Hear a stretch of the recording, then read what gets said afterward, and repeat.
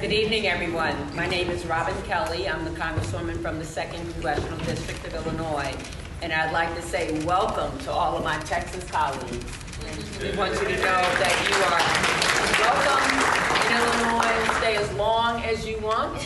Whatever we can do to make your stay more comfortable, we want to do that. Because we believe in what you're doing. You are courageous, and we are here to support you. What you're doing and what they're trying to do in Texas affects you guys, but it affects the whole country. When you want to remove 5 Democrats, that hurts us in the House.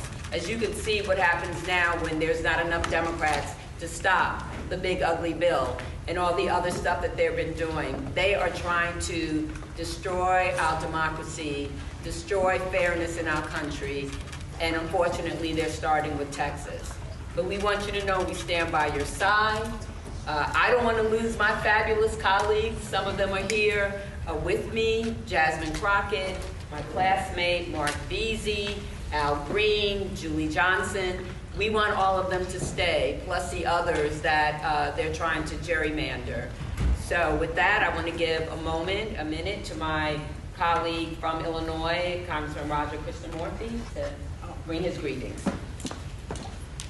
Thank you, Congresswoman Kelly, and thank you to all of our friends who have come here to seek refuge as they deal with, I think, a man-made catastrophe and crisis for democracy.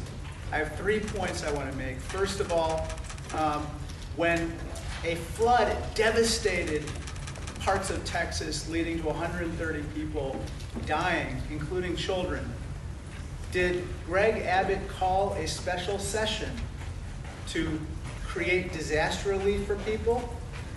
No. Did he call for a special session to help families rebuild? No. Did he call a special session to strengthen warning systems so that people could avoid the catastrophe that happened during the flood? No. Instead, he did the bidding of Donald Trump, who asked him to basically banish Democrats from the federal delegation representing Texas in Washington, D.C. My second point is this. Greg Abbott, don't mess with Texas. All right. Don't mess with Texas, because the people here represent Texas. You can silence them, you can smear them, you can saddle them with debts and fines, but you cannot intimidate them. And these people will not be intimidated.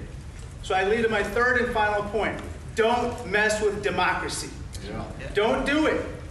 You can play that game in Texas. You can gerrymander the hell out of that map. Guess what? 2 can play that game.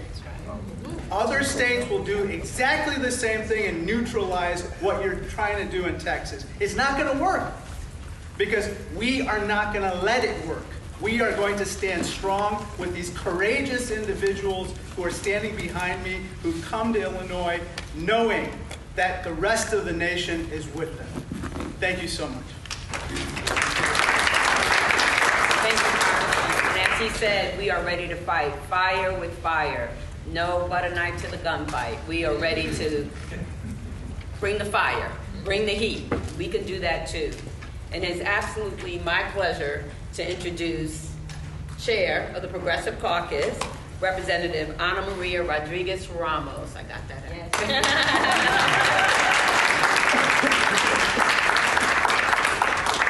Hello, everyone. Thank you for being with us today. Buenas tardes. Soy Ana Maria Rodriguez Ramos, diputada del Distrito 102. I am the state representative for House District 102. And we're here fighting because instead of Governor Abbott and Texas Republicans focusing on working families and the negative impacts of Trump's horrible bill, as I shared and I expressed with my colleagues the other day, with his horrible bill, my daughter just got an organ transplant 6 months ago. With his horrible bill, I don't know that we can pay 75% increase in premiums. It is going to hurt my family and thousands of families statewide and nationwide. His horrible bill is hurting working families. When families can't afford to buy groceries, when families don't know if they're going to be able to keep their children alive because they can't no longer afford health care, that is what our focus should be. But instead they're focusing on pushing these racist, radical redistricting maps. And why is it racist? Because 70%, over 60% of our Texas population are Hispanic and African American and our Asian community. That is the largest African American population in the country is in Texas. The second largest Hispanic population in the country is in Texas. But they want to silence our voice. This is nothing short of blatant racism.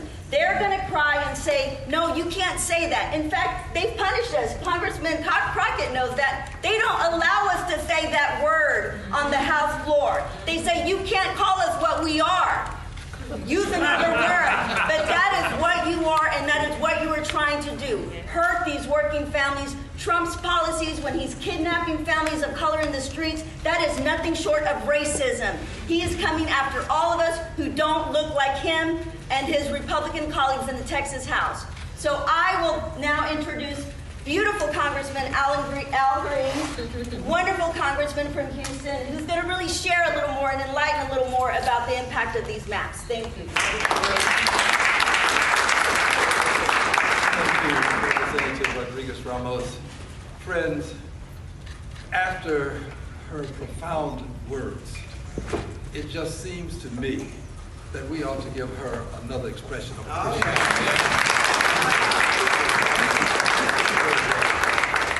And to all of my colleagues who have traversed some great distance to be here, and I'm talking about the state representatives now, I consider you my colleagues, it's easy to do something when you don't have to do it.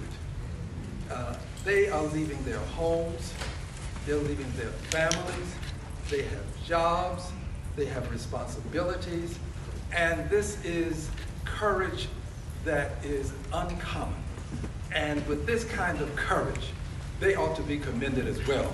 Let's give them a big hand, please.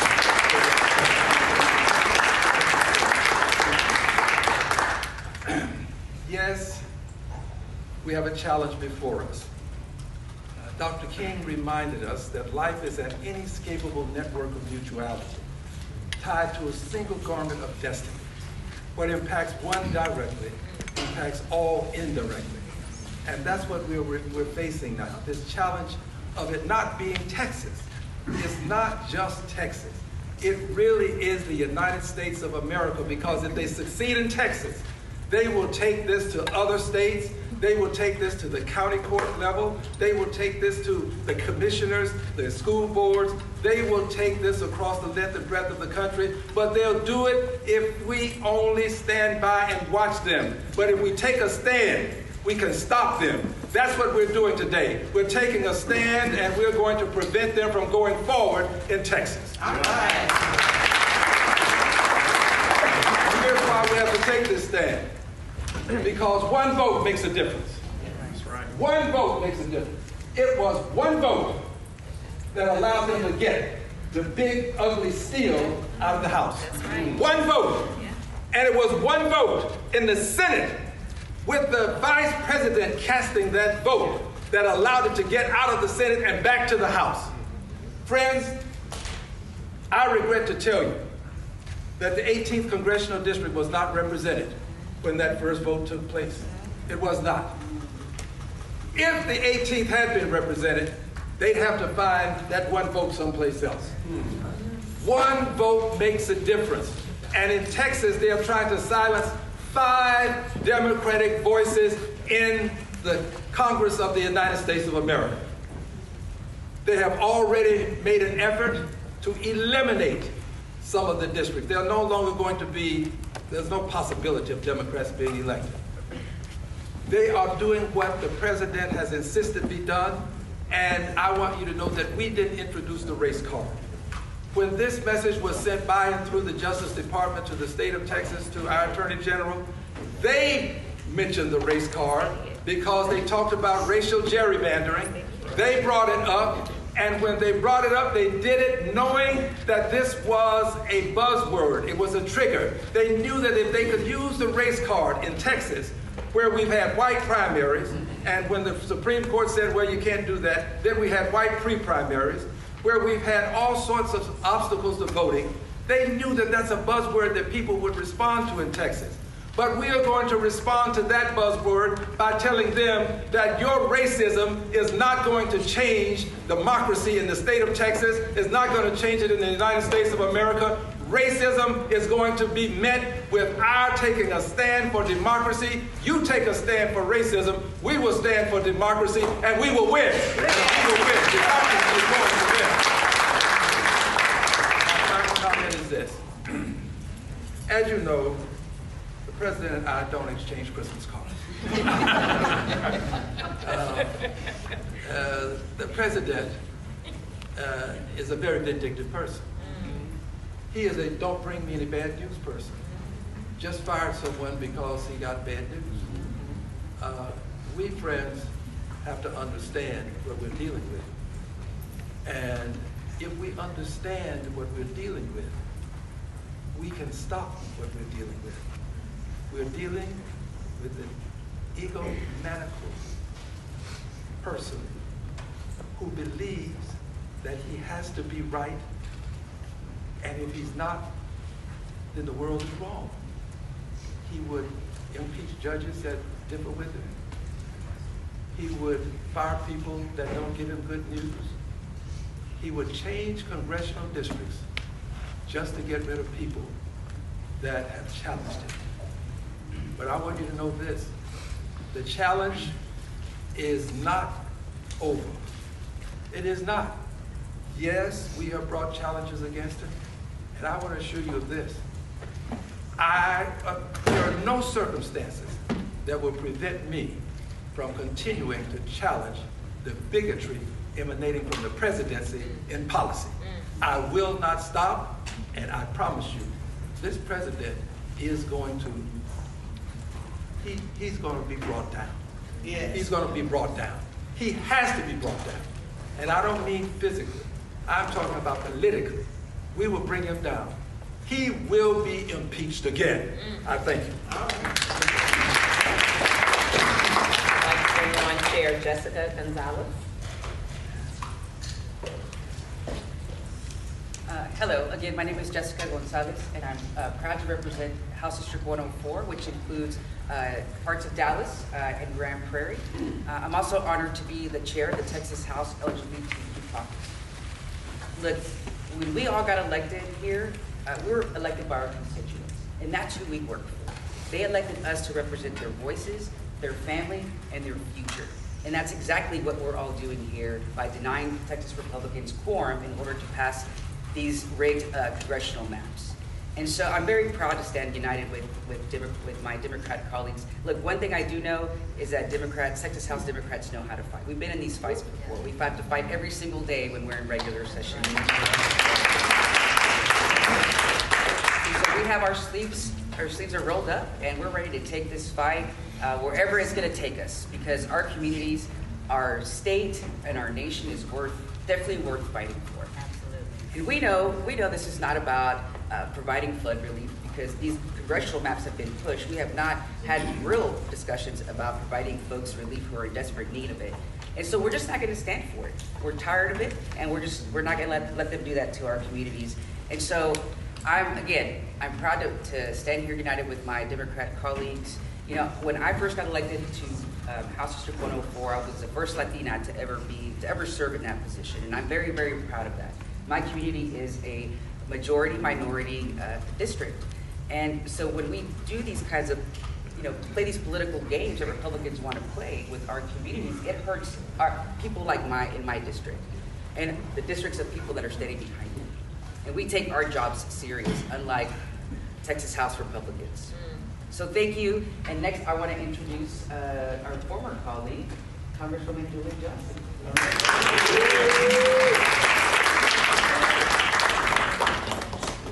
The most beautiful group of people. It is it's a big honor for me to be standing here as a former colleague, a former member of the Texas House, a former quorum breaker. Yeah. protesting the right to vote in Texas, and now as a member of Congress. And you know, what is happening is so outrageous.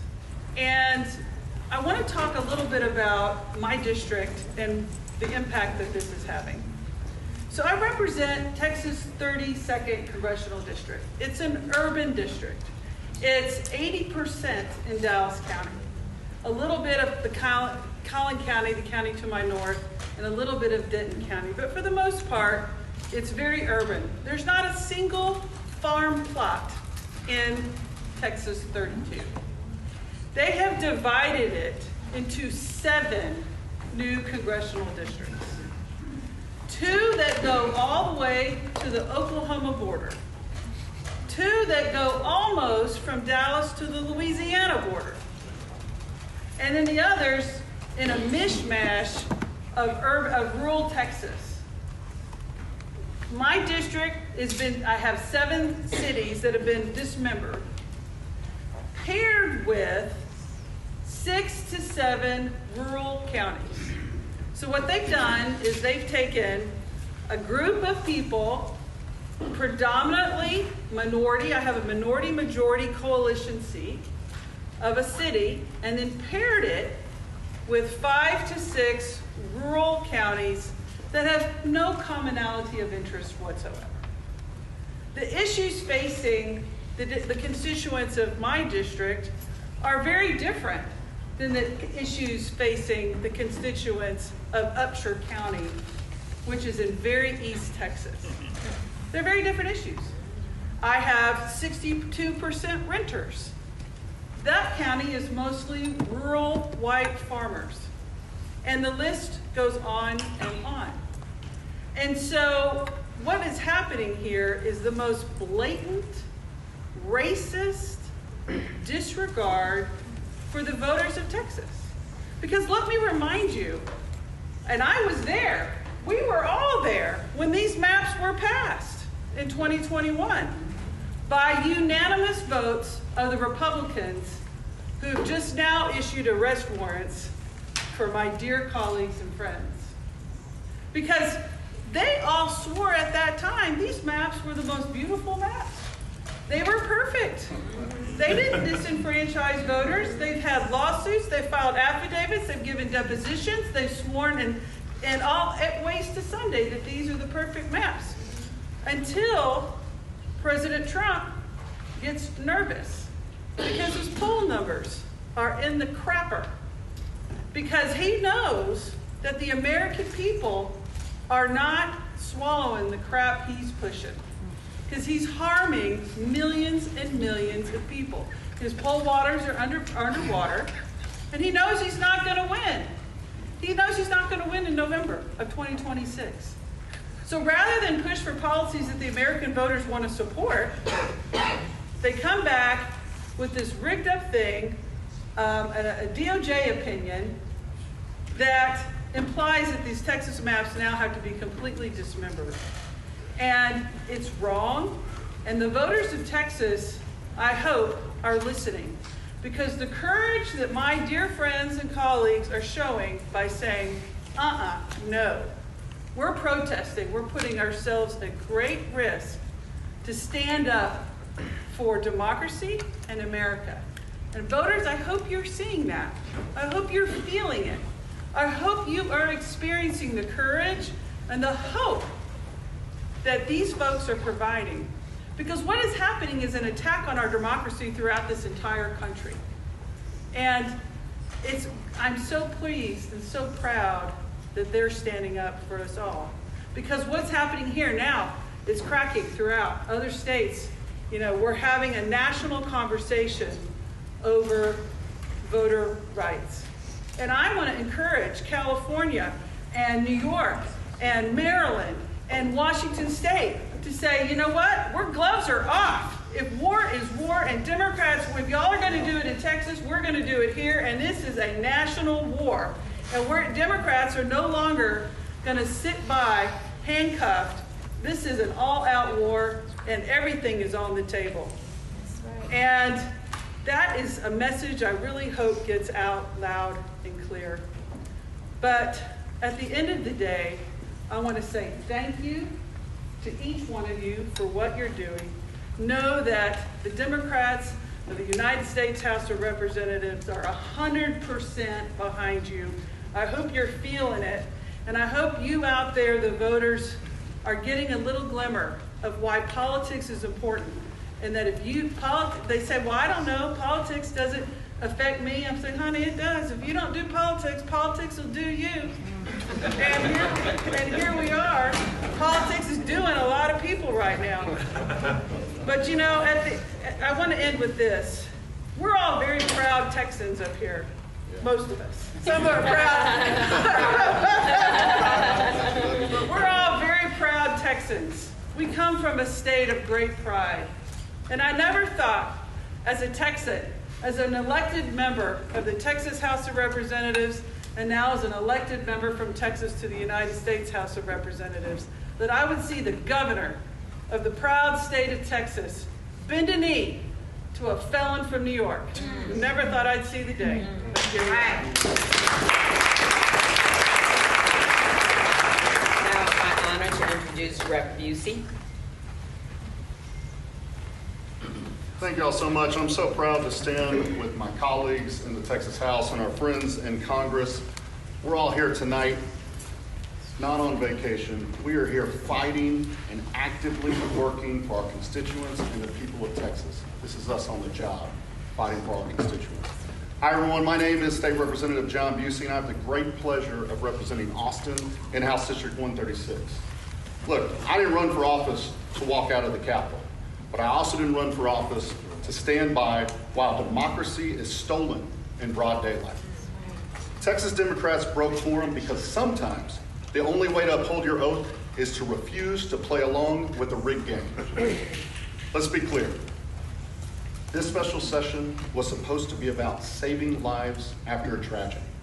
A cabin full of 8-year-old girls was washed away in the middle of the night.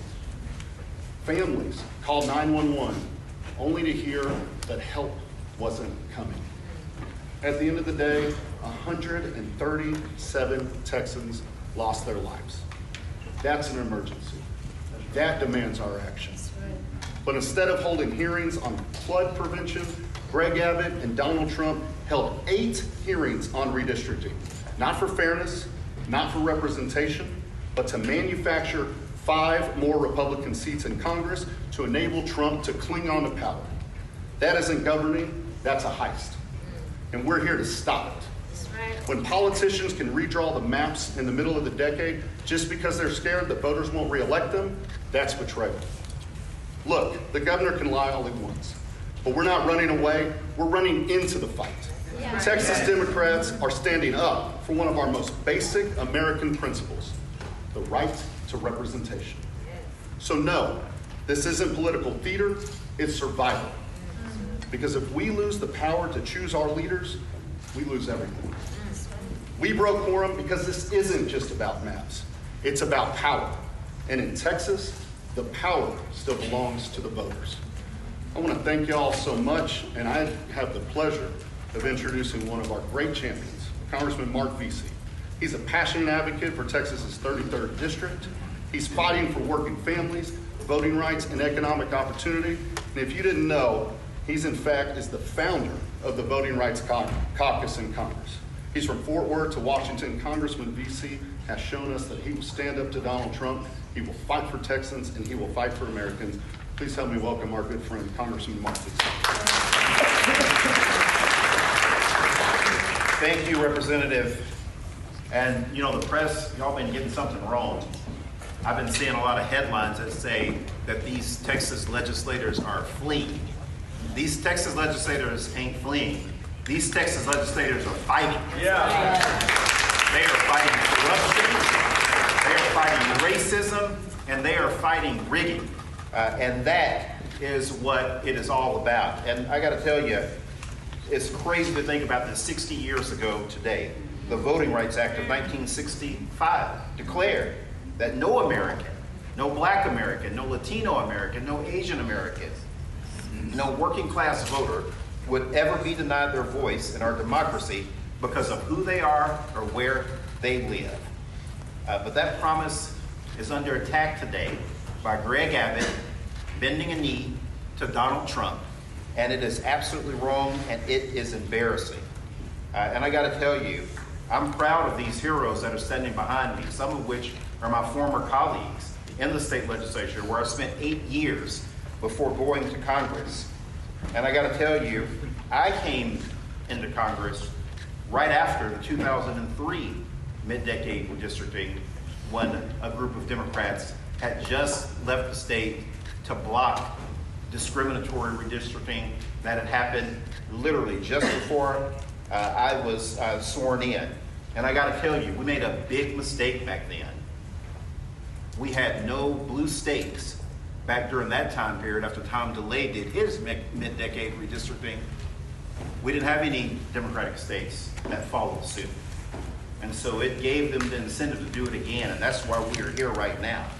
But I gotta tell all of my friends that are Republicans, that are out there watching right now, the game has changed, baby. It ain't the same no more. It ain't the same no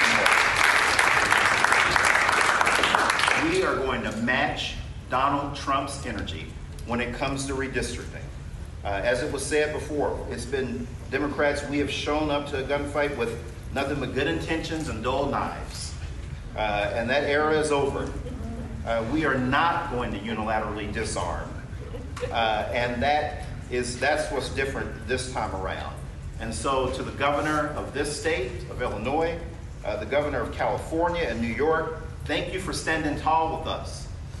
We need our other Democratic governors in New Jersey, New Mexico, Maryland, not New Mexico, Jersey, Maryland, Oregon, and Washington.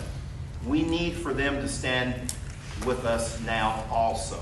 This is serious business. This is absolutely serious business. Democracy is at stake here, and we have to keep fighting Donald Trump each and every step of the way. With that, I now call back to the podium Representative Harold Dutton, who I served with out of Houston. Harold.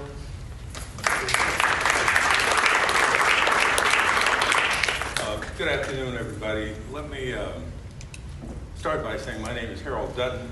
I'm from Houston. Most people say I'm from 5th Ward. And I guess that's true.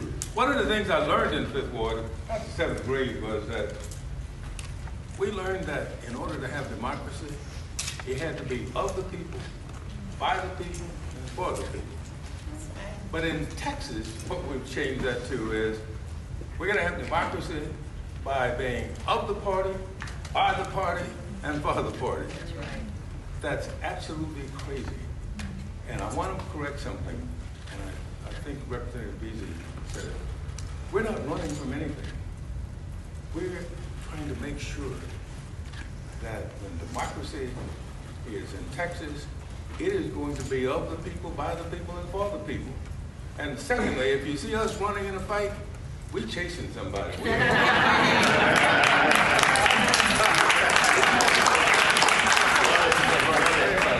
Now, let me end with this. I'm here because one of my constituents told me, she said, well, if you all are going to hang separately, you might as well hang together. And so I'm here with my colleagues because I don't think we're going to hang. Because another constituent said to me, Representative Green, said, you know the story in the Bible about Haman and Mordecai? Haman built the gallows for Mordecai. And guess who they put on the gallows first? Haman.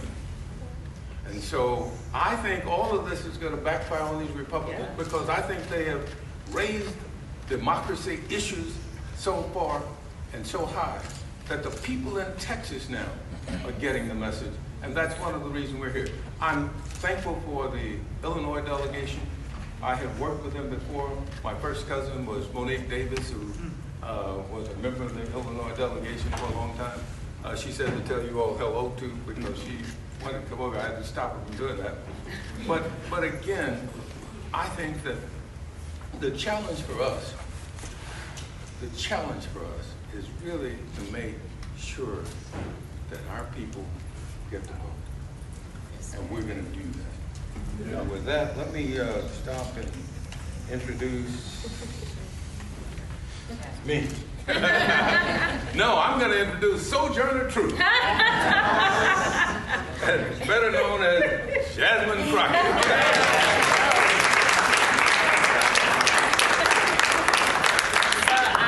Your last and final speaker, but let me tell you something. I want to make sure that I make it clear who these people that are standing behind me are. Because I don't think that the American people truly understand the amount of sacrifice that these warriors and heroes are making right now. Most people don't understand that in the Texas House, you only get paid $7,000 as it is as a salary. But these people are saying, listen, we are going to do our job because we understand our oath, unlike those that serve on the federal level and are Republicans, as well as those that serve in our current Supreme Court and happen to have been appointed by Republicans, as well as those that serve in the Texas House right now and happen to be Republicans. These are people that understand what it is to be a representative. They understand their constituencies, and instead of trying to stomp on them, they want to do everything that they can to stomp for them. And so that's why they're here. Now let me say, this governor talks a lot of noise. And I made sure that I put up my warrant from 4 years ago to make it plain that they talk a lot of noise, but these guys are weak. That's why they're over here trying to bully people. Bullies are always weak. The difference is, they expect Democrats to kind of be the nice guys that we are. They expect us to take the punch and say thank you. Well, I am here to tell you, not only are we going to punch back, but we about to beat you down. We're going to win. I'm going to tell you why we're going to win, because people are tired. And as it's already been said, we got a few truth tellers that came before us. A number of them came out of Texas, so I need y'all to understand that maybe you haven't learned these amazing warriors' names, but you will know their names. Y'all know how the president feels about me. Got my training ground right there in Texas. We know that there was another amazing black woman out of the state of Texas by the name of Barbara Jordan that had to check another corrupt president by the name of Nixon. So I'm here to tell you, just like I told a group of folk in Arizona yesterday, Frankie Beverly and Mays said it best. We are one. For everyone that's been asking, where are the Democrats? Well, here they are. For everyone that's been asking, where is the fight? Well, here it is. But let me tell you something. Don't leave them out on the ledge by themselves. They need to know that you, the American people, stand with them because they are standing for you. There are so many people that they will never meet, but they understand the importance of making sure that they have a voice when it comes to their government. They understand the importance of standing for what democracy is and making sure that it does not fall by the wayside. They understand that we have a Timu Hitler in the White House right now that thinks that he is going to become the dictator of the United States. Well, I got another thing to tell you, sir. The Democrats, no matter whether we're talking about these Texas House Democrats, or whether we're talking about the governor from Illinois, the governor from California, or whether we're talking about New York, or I can go through the states, and it's not just the governors.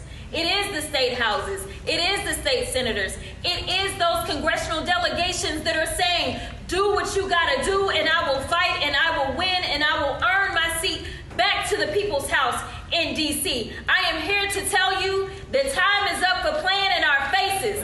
The Democrats are not going to stand for this any longer. We know that we are standing for the people. And so long as we stand for the people, I absolutely believe the people are going to stand for us. Right. So I just want to be clear. Do whatever you can to support these heroes, because they are the ones that had to leave their families. They are the ones that have warrants out for their arrest. They are the ones that are doing things that, honestly, a lot of other people do not have the audacity to do. So make sure when you talk about them, press, put some respect on their names. I appreciate y'all. Our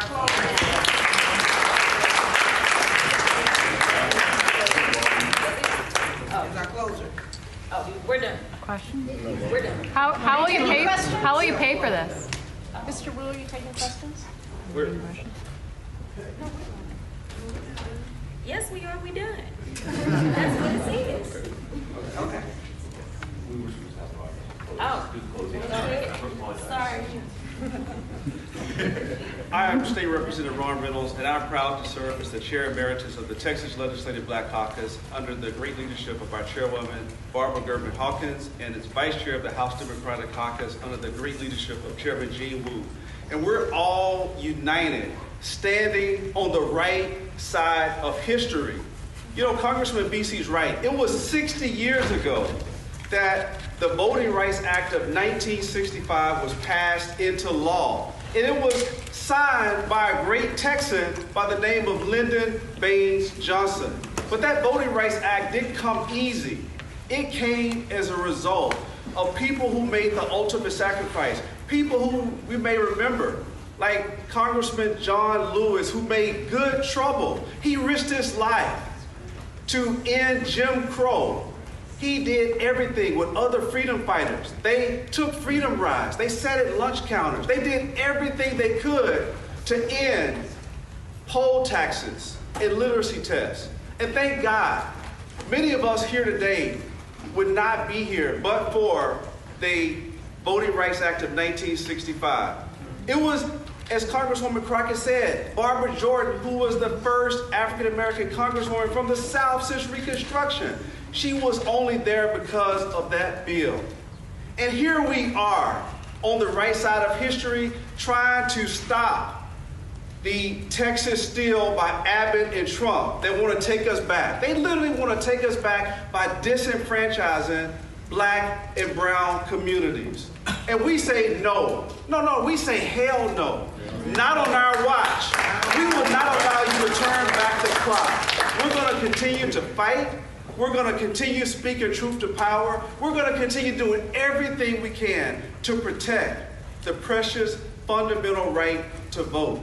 And I will end with this. Our scripture teaches us in Proverbs 31:8-9 to speak out for the one who cannot speak, for the rights of those who are doomed. Speak out, judge fairly, and defend the rights of oppressed and needy people. Ladies and gentlemen, I submit to you that the Democrats are going to keep speaking out. We're going to call out the racist gerrymander that President Trump and these MAGA extremists like Trump, like Abbott, want to push down our throats. Not on our watch. We're not going back. Thank you. How will you respond to Judge Hunter Abbott removing from office? Thank you very much. I want to say, give a special thank you to the IBEW for hosting us, and thank you for all the Illinoisans who have been so nice to us.